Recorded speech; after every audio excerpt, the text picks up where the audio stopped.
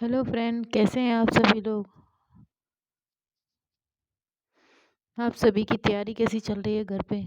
आराम से तैयारी कीजिएगा, आप लोगों के पास काफ़ी टाइम है अभी। 1-2 महीना आराम से, आपके मई तक कोई भी एग्ज़ाम नहीं हो रहा है अभी। और अगर कोई एग्ज़ाम की डेट आएगी तो वो आपको यहाँ पे बता दी जाएगी, पूरा नोटिफिकेशन भी, ताकि आपको पूरी डेट के साथ आपको पता भी चले कि आपको कितना टाइम मिल रहा है कितना नहीं। जब तक आप लोगों का डेट नहीं आती है तब तक आप लोग अपना रिवीजन कर सकते हैं पूरी चीज़ों का। उन्हें 2-3 बार आप निकाल सकते हैं, जो चीज़ भी आप कंफ्यूजन है उसके दूर कर सकते हैं। अगर आपको अलग अलग सब्जेक्ट ही सारे करने हैं तो वो हम लोग यहाँ से आप लोगों को मिल रहे होंगे कि आप लोगों को सबसे पहले हिस्ट्री ही सब्जेक्ट कराया जा रहा है, क्योंकि हिस्ट्री में सबसे ज़्यादा दिक्कत होती है और सबसे ज़्यादा क्वेश्चन यूपी के जितने भी एग्ज़ाम होते हैं हिस्ट्री से ही पूछे जाते हैं। ठीक है, जिन लोगों ने अभी पीसीएस या पीआरओ का एग्ज़ाम दे रखा होगा या फिर देने वाले होंगे, उन लोगों को पता होगा कि हिस्ट्री के कितने सब्जेक्ट, कितने ज़्यादा क्वेश्चन आते हैं हर चीज़ में। चाहे वो आपका यूपी ट्रिपल एस हो, उसमें भी बहुत सारे क्वेश्चन आपके हिस्ट्री सब्जेक्ट से आते हैं। तो इसलिए इन चीज़ों को आराम से पढ़िएगा ताकि आपको कोई प्रॉब्लम ना हो। और हिस्ट्री से जितनी डिटेल हम आपको पढ़ा रहे हैं इतनी नहीं पढ़ाता है कोई भी, इसलिए 1-2 क्वेश्चन भी नहीं निकलेगा आपके यहाँ से। लेकिन उसके लिए आप हमारी वीडियो को पूरा देखिएगा, पूरी कंप्लीट करके देखिएगा, उसे समझिएगा। एक बार समझ नहीं आती है तो 2 बार देख सकते हैं, लेकिन उसको ज़रूर देखिएगा। और जो लोग चैनल से नए जुड़े हैं वो सब्सक्राइब ज़रूर कर लीजिएगा, लाइक शेयर करना मत भूलिएगा। जितना हो सके उतना इसको शेयर कीजिएगा।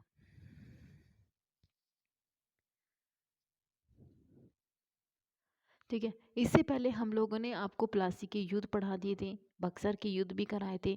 उसके बाद थोड़ी बहुत डिटेल आपको रॉबर्ट क्लाइव के बारे में बताई थी कि रॉबर्ट क्लाइव किस तरीके का यहाँ का गवर्नर था, किस तरीके से उसने शासन किया यहाँ पे। उसने द्वैत शासन भी की। आपको थोड़ा सा और हम आपके किसके बारे में पढ़ा रहे हैं, अब हम पढ़ा रहे हैं आपको गवर्नर जनरल।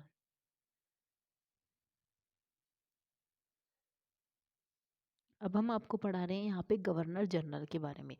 सबसे पहले यहाँ पे देखिएगा कि यहाँ पे आपको रॉबर्ट क्लाइव मिलेंगे। सबसे पहले अगर हम बात करते हैं रॉबर्ट क्लाइव की, अब ये रॉबर्ट क्लाइव के बारे में सबसे पहले आप सुनिएगा तभी ज़्यादा समझ में आएगा।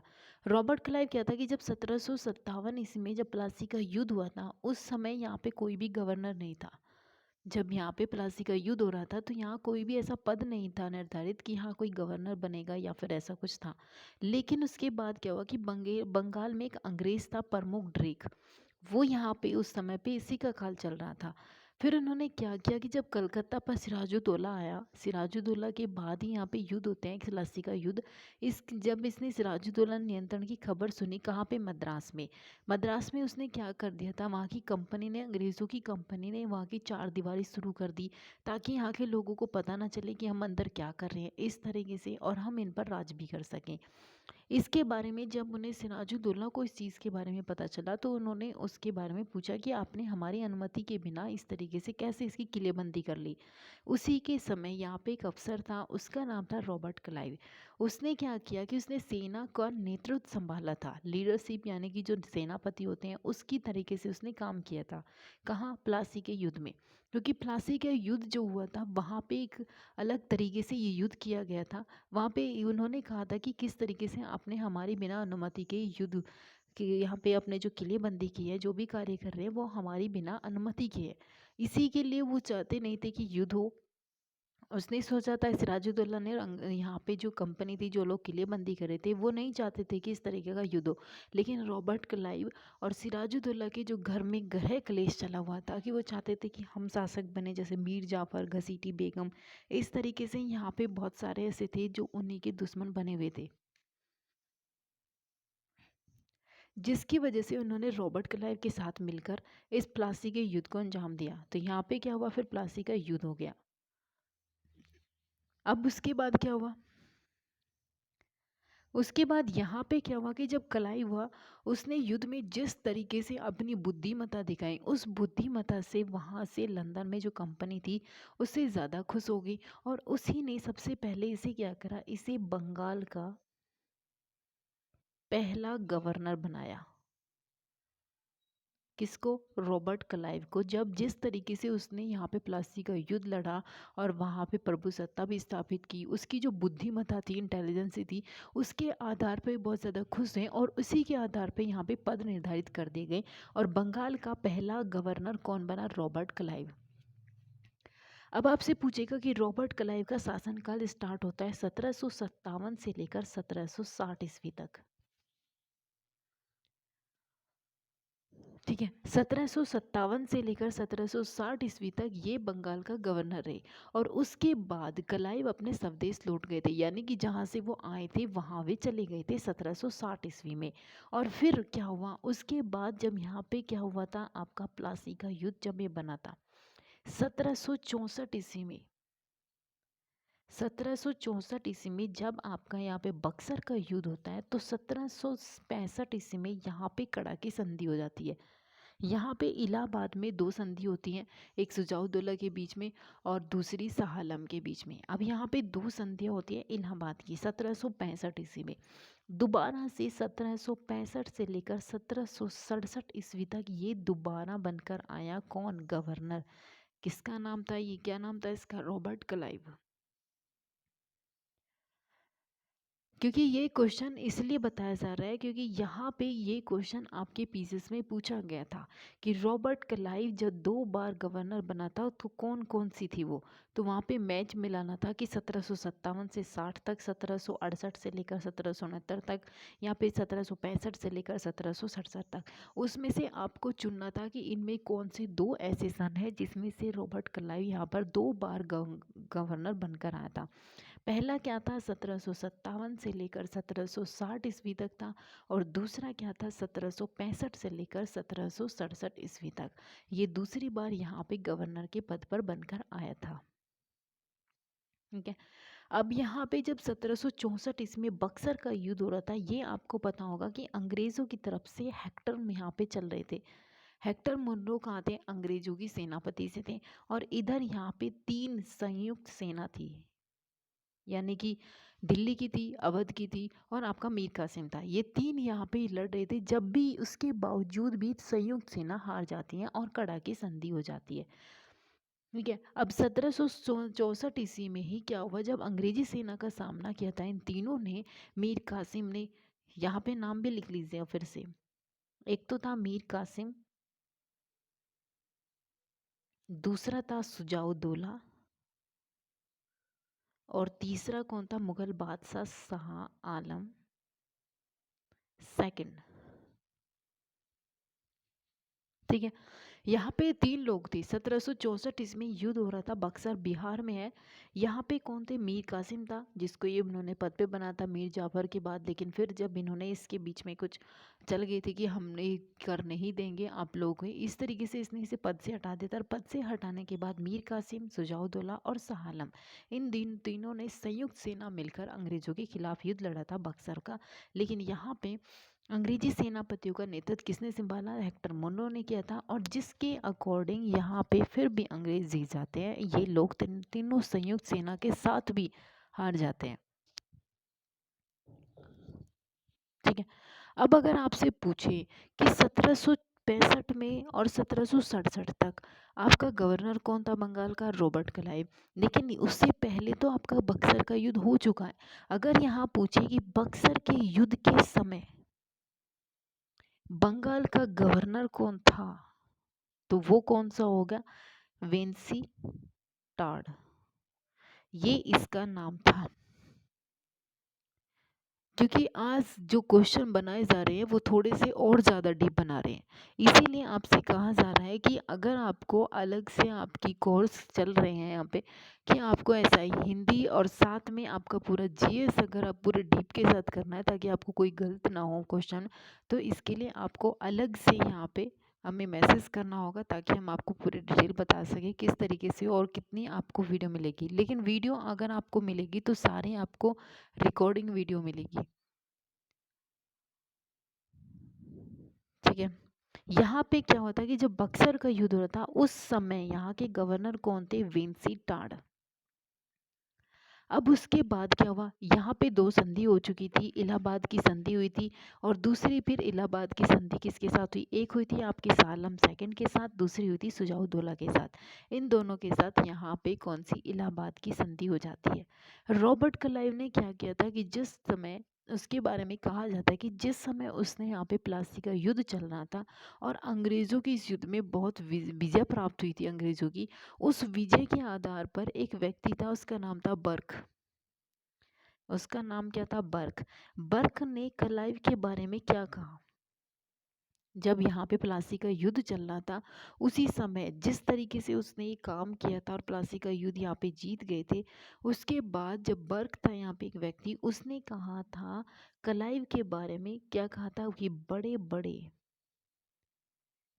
बड़े साम्राज्य की नींव रखने वाला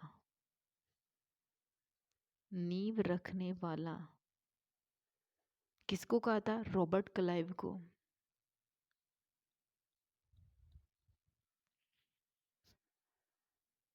ठीक है, तो इसे बर्क ने क्या कहा था कि बड़े बड़े साम्राज्य की नींव रखने वाला कहा था। किसको? रॉबर्ट क्लाइव को कहा गया था। ठीक है, उसके बाद यहाँ पे एक सबसे इम्पोर्टेंट है रॉबर्ट क्लाइव के, जिससे हर बार आपसे क्वेश्चन पूछे गए। 1765 ईस्वी से रॉबर्ट क्लाइव ने क्या चला शुरू किया था? यहाँ पे इसने किया था द्वैध शासन।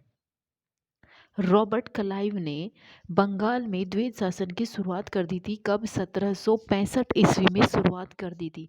अब इस द्वैध शासन की कंपनी को प्रशासनिक लाभ बहुत ज़्यादा हुए, बहुत पैसा कमाया। किसकी वजह से? द्वैध शासन की वजह से। इन्होंने कहा कि यदि अगर हम क्या करते, बंगाल के नवाब को अलग अलग कर देते, तो बंगाल में जो शासन चल रहा था उससे शायद कंपनियों को लाभ कम होता। लेकिन जिस तरीके से यहाँ पे रॉबर्ट क्लाइव ने द्वैध शासन बनाया, उसकी वजह से कंपनी को बहुत ज़्यादा लाभ प्राप्त हुआ था।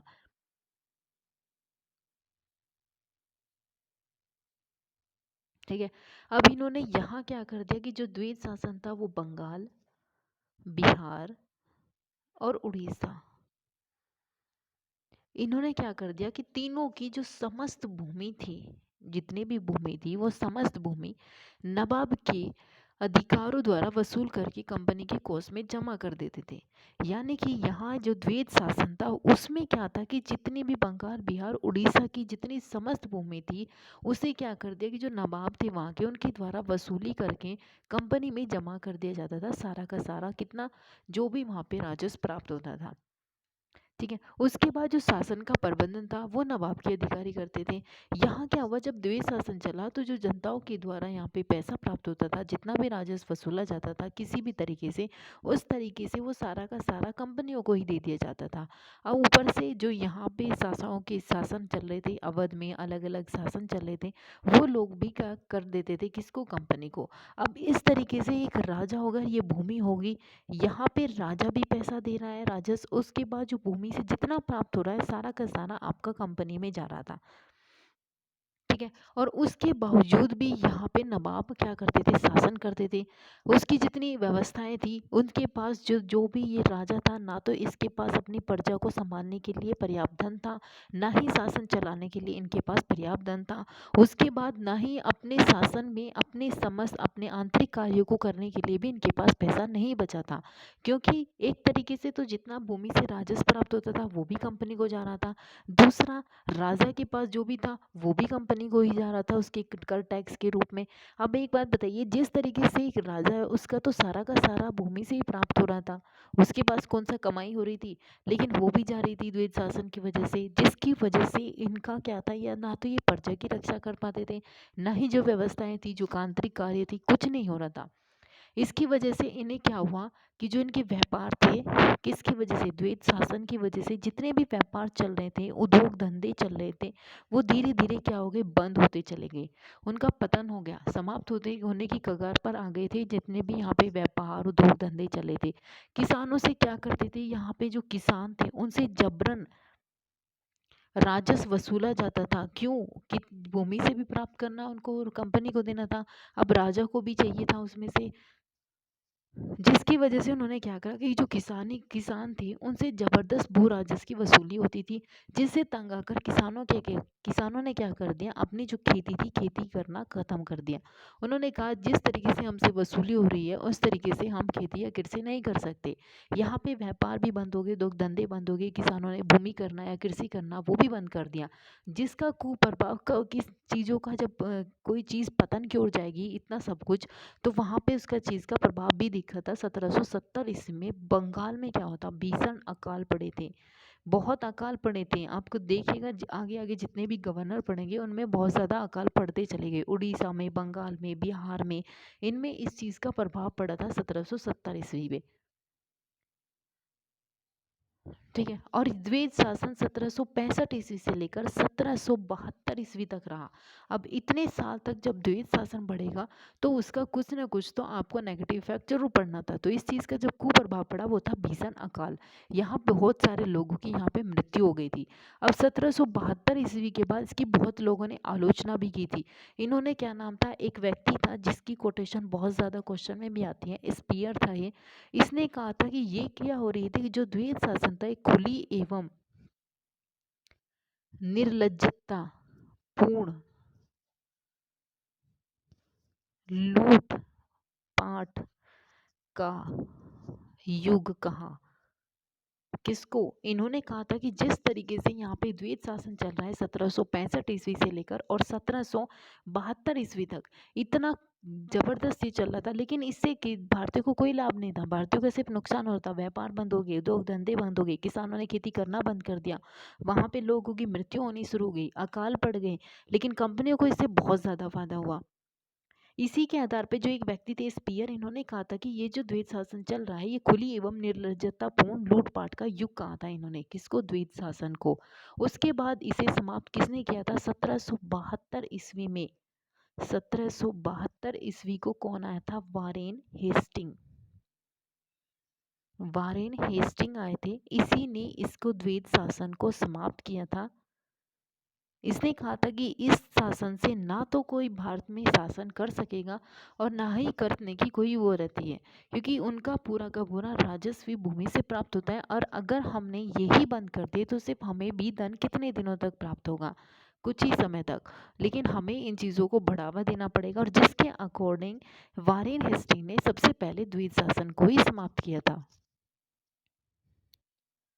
ठीक है, आई होप कि इतना समझ आ गया होगा आपको। फिर उसके बाद जब रॉबर्ट क्लाइव था क्या किया था, जब उसका दूसरा काल स्टार्ट हुआ था 1765 से लेकर 1767 तक, इसके काल में बहुत ज़्यादा भ्रष्टाचार फैल गया था, जिसकी वजह से इसने जब वहाँ पे कोर्ट में इसके खिलाफ भ्रष्टाचार के आरोप लग गए, इसे वहाँ पे खुद क्या किया गया था, सफाई पेश करनी पड़ गई थी अपने भ्रष्टाचार के उसमें पक्ष में। और जिसके बाद ये बरी हो गए थे, वहाँ पे रिहा हो गए थे, लेकिन फिर इसने 1776 ईस्वी में आत्महत्या कर ली थी। किसने? रॉबर्ट क्लाइव ने। ठीक है, आपको ये छोटी छोटी चीज़ें हैं लेकिन ये बहुत इंपॉर्टेंट है, यहाँ पे इनको पढ़िएगा। उसके बाद हम पढ़ाएंगे आपको कौन सा अब आएगा आपके पास, वारेन हेस्टिंग। इनको आप छोटी छोटी वीडियो में पढ़ेंगे तो ज़्यादा अच्छा रहेगा, आपकी समझ में भी आएगी छोटी छोटी वीडियो से। लेकिन आप हमारी इस वीडियो को कंप्लीट देखिएगा, तभी आप लोगों की ज़्यादा समझ में आएगा। उसके बाद आपको ज्योग्राफी पढ़ाएंगे, वो भी पूरे मैप के साथ पढ़ाएंगे, उसको आराम से पढ़ेगा। लेकिन साथ में आप हमारे चैनल को सब्सक्राइब बहुत कम कर रहे हैं और शेयर भी बहुत कम करें, उसको साथ में सब्सक्राइब शेयर लाइक ज़रूर कीजिएगा।